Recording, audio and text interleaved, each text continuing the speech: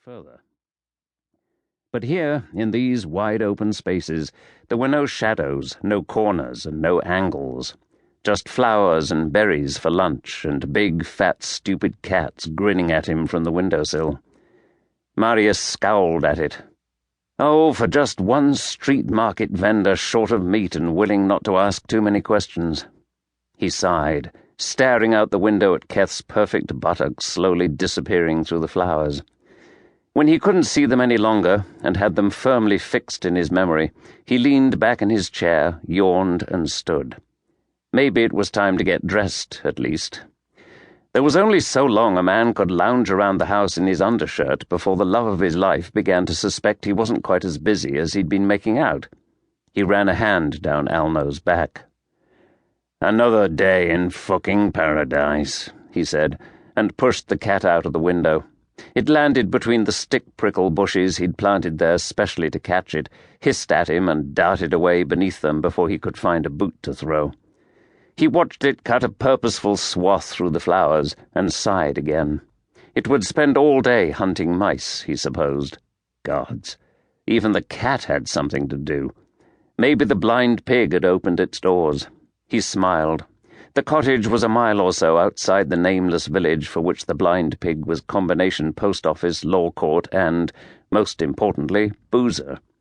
Keth would be gone all morning. Marius held his hand in front of his face and concentrated. Slowly his flesh lost its pink tones, drying out and shriveling until it lay grey and tight across his bones. He glanced over at the brass mirror nailed next to the bed. His face, dead and pockmarked, stared back with blank white eyes. Dark skin faded to a dull grey, and teeth grinned at him through lips that lay black and peeling against them. He had learned the trick 4 years ago. During that period he tried only to think of as back then. Back then it had been forced upon him by the vengeful dead. They had mistaken him for their lost king, God's representative on earth, the voice they needed to remind him that they existed, and were waiting to be harvested and carried aloft on shafts of gold to their eternal reward, blah, blah, blah bullshit. Then their mistake became clear to them, and they inflicted this withering half-death upon him as the were-guild he had to pay for not being the monarch they needed. Now it was a useful trick and nothing more.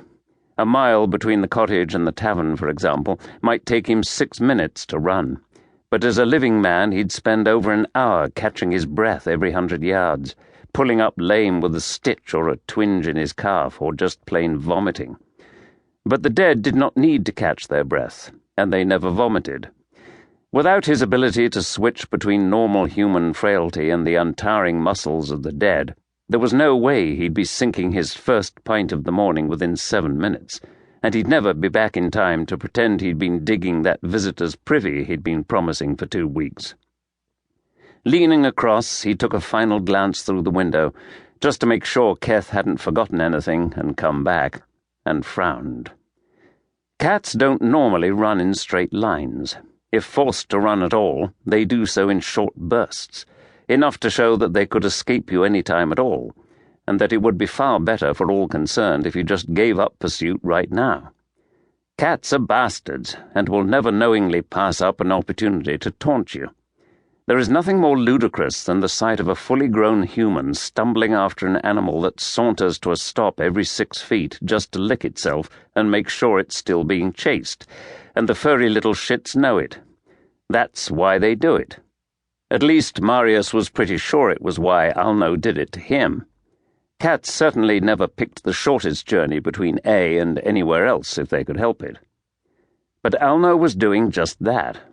Marius could see the flower heads waving as he raced through them. The cat had left the house behind and was tearing at top speed across the open field beyond, straight towards the spot where Marius had watched Keth's buttocks finally disappear, almost as if... Before Marius was even conscious of doing so, he had placed his foot on the desk and propelled himself through the window. His heel caught the edge of the windowsill and sent him tumbling into the stick-prickle bush below, but he barely noticed. He rolled forward, made his feet, and was off at full pace, through the little gate that bounded their yard and out across the field at a flat run. He caught up